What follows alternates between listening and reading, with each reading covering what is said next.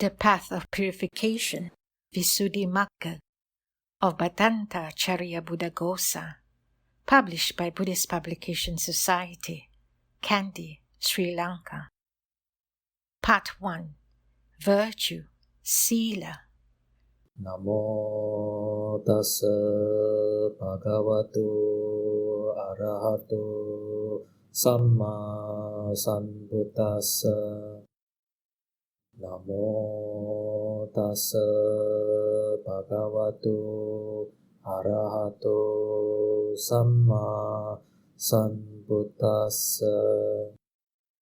Namo tassa bhagavato arahato samma sambuddhassa. Chapter 1. Description of Virtue, Sila Nidesa. Section 2. Extracts. Passage 25 to 40. How many kinds of virtue are there? Now here is the answer to the question, how many kinds of virtue are there? 1. Firstly, all this virtue is of one kind, by reason of its own characteristic of composing. 2. It is of two kinds, as keeping and avoiding. 3. Likewise, as that of good behaviour, and that of the beginning of the life of purity. 4. As abstinence and non-abstinence. 5. As dependent and independent. 6. As temporary and lifelong. 7. As limited and unlimited. 8. As mundane and supramundane. 9. It is of three kinds, as inferior, medium, and superior. 10.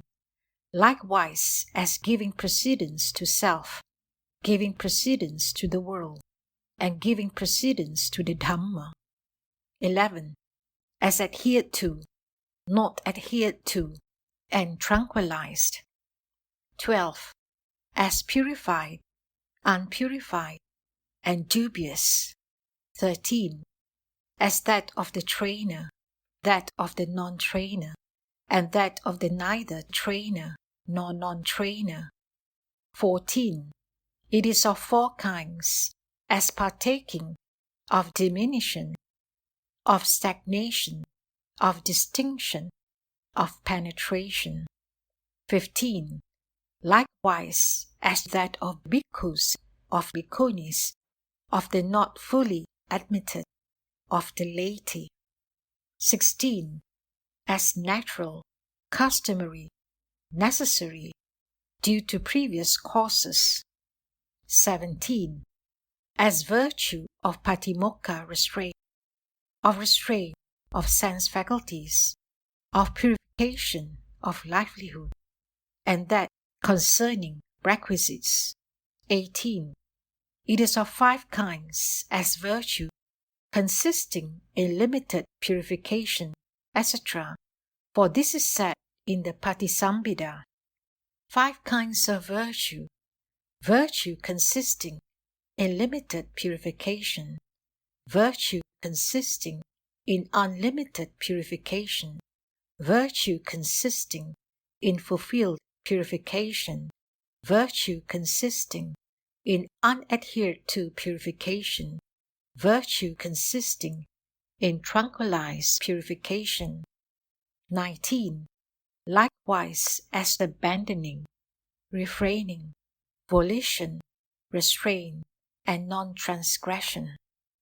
Herein, in the section dealing with that of one kind, the meaning should be understood as already stated. In the section dealing with that of two kinds, fulfilling a training precept announced by the Blessed One thus, this should be done, is keeping. Not doing what is prohibited by him thus, this should not be done, is avoiding. Herein, the word meaning is this: they keep, charanti, within that. They proceed as people who fulfill the virtues. Thus it is keeping charita. They preserve, they protect, they avoid. Thus it is avoiding.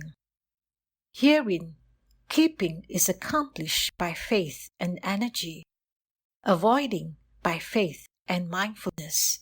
This is how it is of the two kinds as keeping and avoiding. In the second dyad, good behavior is the best kind of behavior. Good behavior itself is that of good behavior, or what is announced for the sake of good behavior is that of good behavior. This is a term for virtue other than that which has livelihood as eighth. It is the initial stage of the life of purity consisting in the path. Thus it is that of the beginning of the life of purity. This is a term for the virtue that has livelihood as eighth. It is the initial stage of the path because it has actually to be purified in the prior stage too. Hence it is said, but his bodily action, his verbal action, and his livelihood have already been purified earlier.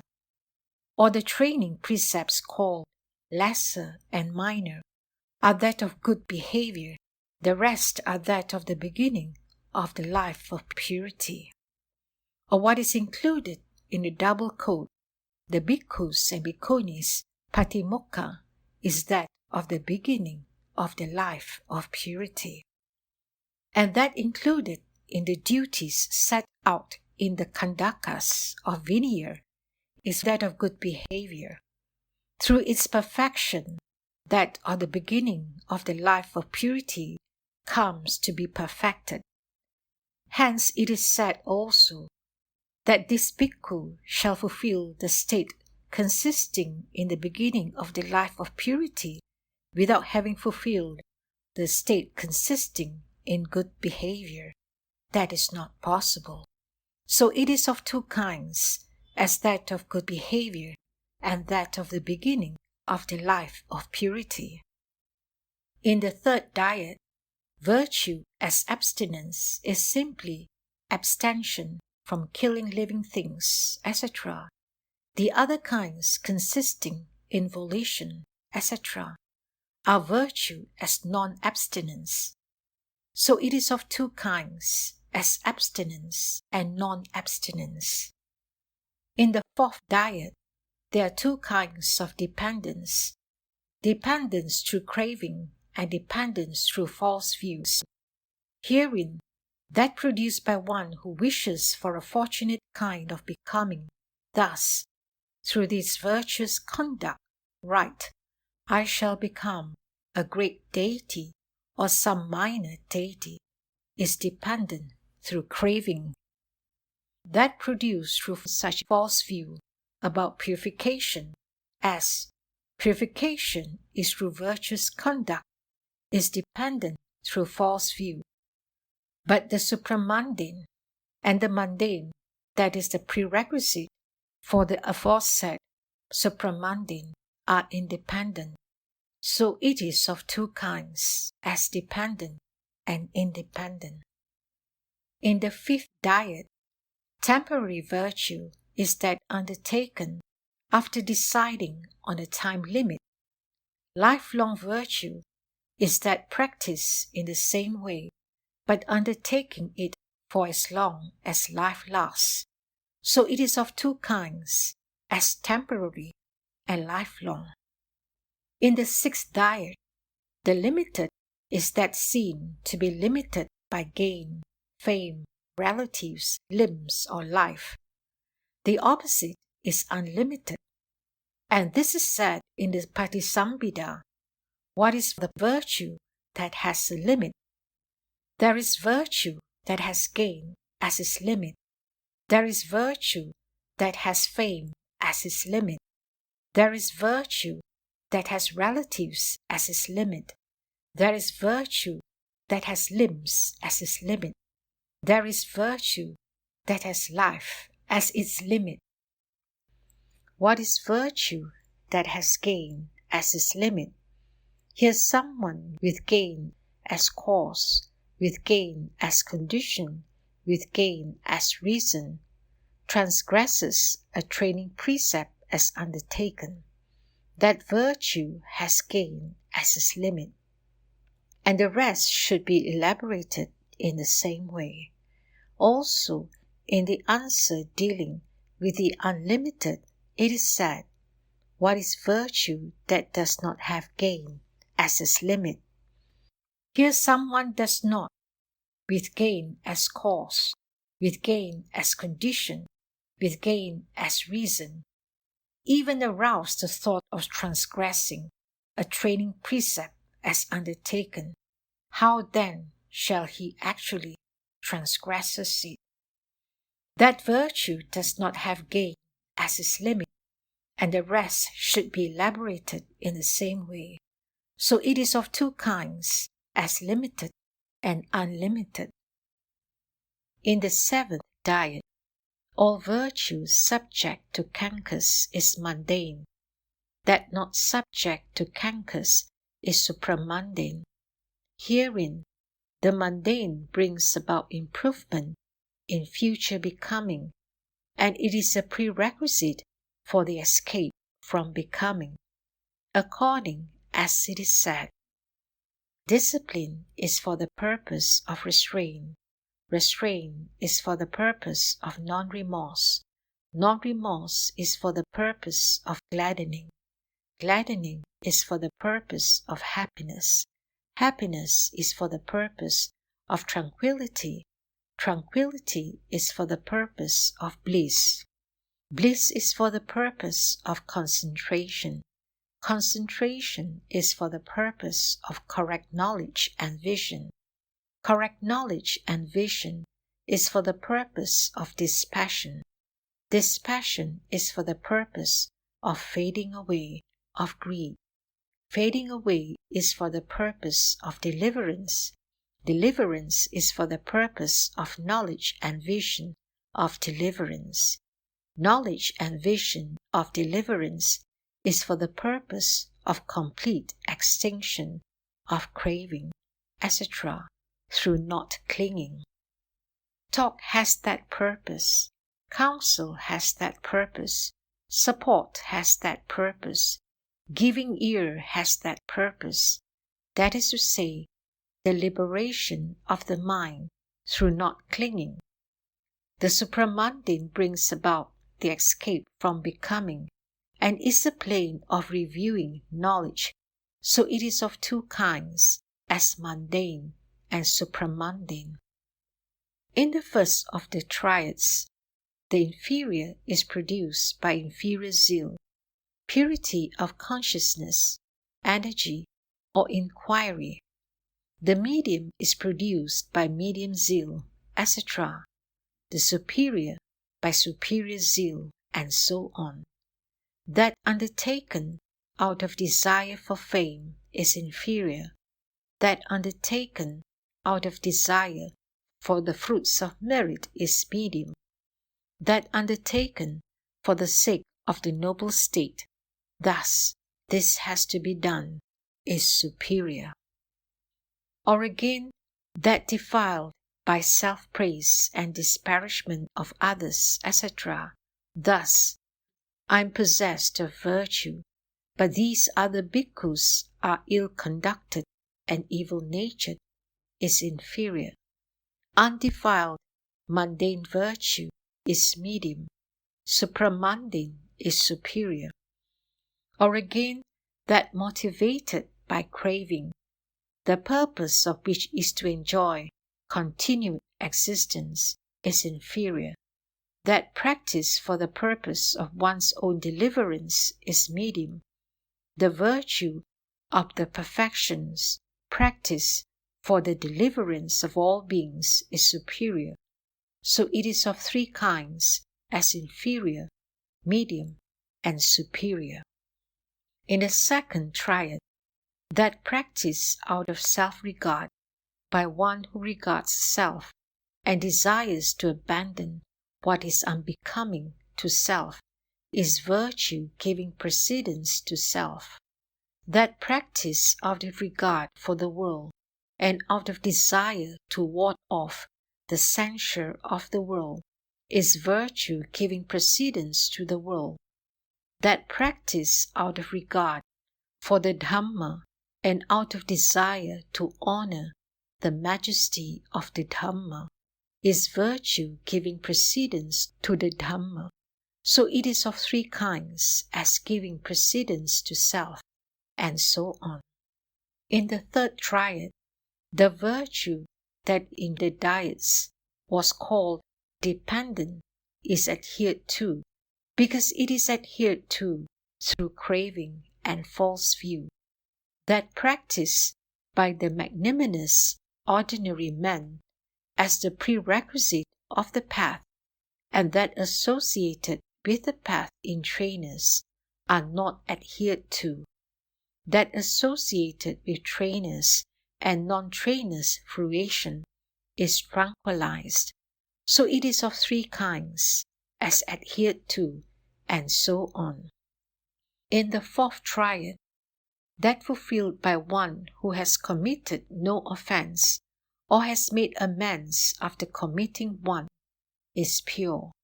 So long as he has not made amends after committing an offense, it is impure.